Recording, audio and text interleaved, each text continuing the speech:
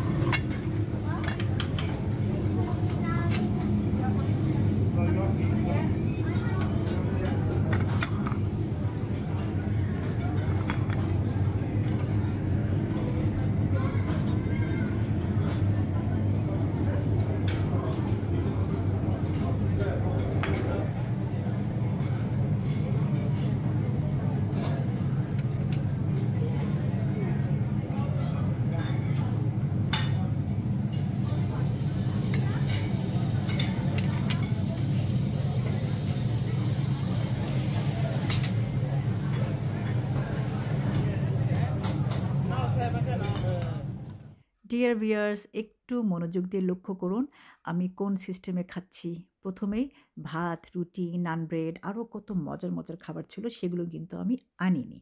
আমি এনেছি all protein. যদিও এগুলোর মধ্যে কিছু সুগার বা ময়দা মিক্স করা আছে, কারণ কিছু কিছু আইটেম এখানে গ্রিল, কিছু কিছু ফ্রাই করা ছিল, কিন্তু আমার মনে হয় ম্যাক্সিমাম গ্রিল করাই ছিল। তারপরও আমি প্রোটিন দিয়ে আমার ডিনারটা স্টার্ট করলাম। Have protein first, it will help you to keep your glucose and insulin level low. Protein আগে খাওয়ার কারণে আপনার পেটটা তাড়াতাড়ি ভরবে, that means you will feel fuller faster and this will reduce overall calorie intake. Protein slows down the digestion and absorption of carbohydrates. So, protein আগে খাওয়ার কারণে আপনার ব্লাড সুগার এবং ইনসুলিন লেভেল কোনোটাই কিন্তু হঠাৎ করে স্পাইক করবে না। আপনি যে কার্বগুলা খাবেন প্রোটিন খাওয়ার পরে, সেই কার্বগুলা খুব স্লোলি একটা লো লেভেলে আস্তে, আস্তে, আস্তে, আস্তে ডাইজেস্ট হয়ে যাবে। প্রোটিন স্টিমুলেট করে দ্য প্রোডাকশন অফ ইনসুলিন। যেহেতু প্রোটিন খাওয়ার পরে কার্ব খাবো, আমার বডির জন্য অনেকটা ইজি হবে হ্যান্ডেল করা গ্লুকোজ স্পাইক। প্রোটিন কম খাওয়ার কারণে আমাদের চুল পড়ে, চুল রুক্ষ হয়ে যায়, বিনা কারণে নখ ভেঙে যায়। মানে যখন নখগুলো ভাঙতেই থাকে বুঝতেই পারেন না কেন ভাঙছে, এরকম একটা সিচুয়েশন। আবার দেখা যায় যে আপনি সারাক্ষণই হাংরি ফিল করছেন because you are having very less protein. তো প্রোটিনটা ঠিকঠাক মতো খেলে আপনার যে জাঙ্ক ফুডগুলো আছে সেগুলোর দিকে নজর অনেকটা কমে আসবে। ওই দিন খাবার-দাবার আল্লাহর রহমতে খুবই তৃপ্তি করে খেয়েছিলাম।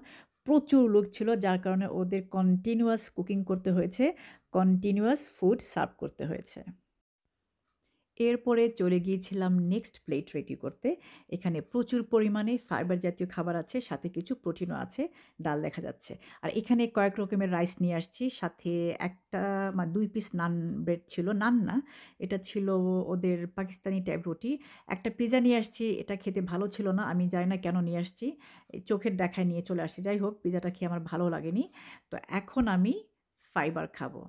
প্রথমে কিছু ফাইবার খেয়ে তারপরে আস্তে, আস্তে রাইস দিয়ে মিক্স করে, করে খাবো। এই ডাল খেতে অসাধারণ ছিল। আর যে সবজি কিছু নিয়েছি আমি মিক্স সবজি, একটা ছিল ঢেঁড়স ভাজি, আরেকটা আরও মিক্স টাইপ সবজি ছিল। খেতে অসাধারণ ছিল। As I said before it was new years day এবং প্রচুর কাস্টমার ছিল। প্রচুর কাস্টমার হওয়ার কারণে ওদের কন্টিনিউয়াস ফ্রেশ খাবার সার্ভ করতে হয়েছে। এইজন্যই যাওয়া। যে ডাল খেয়ে, কিছু সবজি খেয়ে তারপরে আমি অল্প, অল্প রাইস নিয়ে এখন কিন্তু কার্ব খাচ্ছি। লক্ষ্য করুন, হ্যাঁ? অল্প, অল্প কার্ব দিয়ে আমি একটু সবজি, একটু ডাল, ডালটা তো প্রোটিন, এভাবে খাবারটা খাবো। আপনি অসুস্থ হন আর সুস্থ হন, ইয়াং হন আর বুড়ো হন, এইটাই হচ্ছে খাওয়ার নিয়ম। এভাবে খেলে আপনি বলতে গেলে ইনশাল্লাহ লাইফটাইম হেলদি থাকবেন। ওই যে আজে-বাজে যে অসুখ হয় আজকাল, সবচেয়ে বাজে অসুখ হচ্ছে ডায়াবেটিক। এটা হলে তো কেউ বুঝেন না কিভাবে সামলাবেন, একদম দিশাহারা হয়ে যান। লাইফটাইম কেটে যায় ওষুধ খেতে আর ইনসুলিন নিতে। স্যাডলি সেইং, যারা নিজের ডায়াবেটিক কন্ট্রোল করে চলতে পারেন না বা এটাকে তাদের লাইফ থেকে একেবারেই সরাতে পারেন না, আল্টিমেটলি তারা ক্যান্সার রোগীতে পরিণত হন। যাই হোক, এখন আমি ফাইবার নিয়ে কথা বলছি, তাই ফাইবার নিয়ে কথা বলে যাব। Fibre can contribute to the healthy functioning of the digestive system and metabolism. আর যদি না জানেন বা বোঝেন মেটাবলিজম কি, it's the chemical reactions in the body's cells that changes food into energy. তো মেটাবলিজমের কাজই হচ্ছে খাবারটাকে এনার্জিতে রূপান্তরিত করা। আমাদের মেটাবলিজম সুন্দরভাবে অ্যাক্টিভ রাখতে আমাদেরকেও কিন্তু অনেকটা অ্যাক্টিভ থাকতে হবে। অনেকে আছেন না অনেকক্ষণ বসে টিভি দেখেন, সেটা না করা ভালো। অনেকে আছেন দুপুরবেলা একটা ঘুম না দিলে হয় না, এটা তো বন্ধ করতেই হবে। ঘুমাবেন রাত্রে এটলিস্ট ৮ ঘন্টা। প্রচুর পরিমাণে পানি, তারপর অতিরিক্ত ডায়েটও করবেন না। যদি ফাস্টিং করতেই হয়, for example intermittent fasting, not more than 14 hours. তবে রোজার মাসের কথা আলাদা, সেটা তো অন্য একটা ব্যাপার। কিন্তু নরমালি যারা ইন্টারমিটেন্ট ফাস্টিং করেন 14 আওয়ার্সের উপরে না যাওয়াটাই বেটার। আমি যদিও নিজে 16 আওয়ার্স করি, কিন্তু 14 আওয়ার্সের মধ্যে আমি প্রায় সময় শেষ করে ফেলি। আহা! এখন যে খাবারগুলি আমাকে খেতে দেখবেন, আমি কিন্তু এগুলো একেবারেই খাই না। Which means any food that contains sugar আমি কমপ্লিটলি এভয়েড করি। বাট আজকে একটা স্পেশাল occasion, আমি বোধহয় গত ১ মাস যাবৎ কোনো সুগার খাইনি। তো প্রায় ১ মাস পরে খাচ্ছি সুগার জাতীয় খাবার। এখানে ছিল দুধ সেমাই, ইট ওয়াজ সুপার, সুপার অসাম।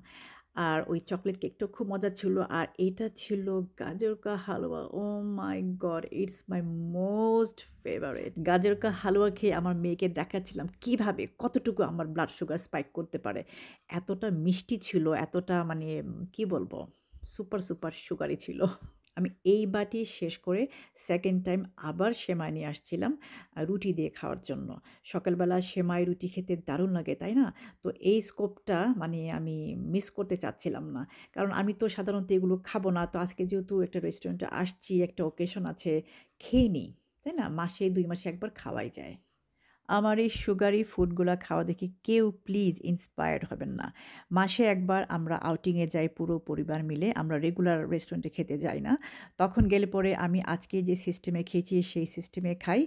তারপরে যখন আমি আফটার 2 আওয়ার্স আমার ব্লাড সুগার মাপি, দেখা যায় যে একদম নরমাল আসছে। তো আশা করি আপনারা বুঝতে পেরেছেন আমি কি বলতে চেয়েছি। মাসে একবার এরকম খাবার খাওয়াই যায়, কিন্তু সিস্টেম ওইটাই। First protein, then fibre, then protein and fibre দিয়ে আপনি কার্বটা খাবেন।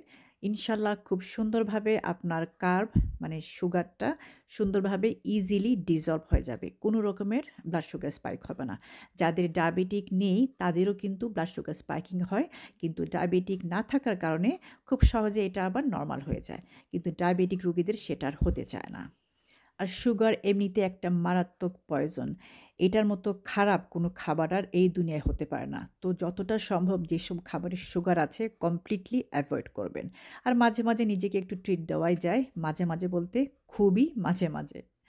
তো দেখুন কত মজা করে খেলাম এবং আলহামদুলিল্লাহ খুবই তৃপ্তি করে খেয়েছি। তো এখন আমরা চলে যাচ্ছি। যাওয়ার সময় দেখলাম যে প্রচুর ভিড়। এখনও প্রচুর মানুষ ওয়েট করছেন। সবাই কিন্তু কম হলেও ১.৫ ঘন্টা ধরে লাইনে দাঁড়িয়েছিল। Anyway, had a great new year celebration. Dear viewers, আপনারা যারা আমাকে এখানে ননস্টপ সাপোর্ট করে যাচ্ছেন, please I have a request, আমার এই Facebook page taste life with Nipa একটু ফলো দিয়ে দিবেন। Thank you all so much for everything. এবং আপনাদের ননস্টপ শেয়ার করা দেখে আমি তো অভিভূত। Thank you all so much for sharing my vlogs. You all take care. Allah Hafiz.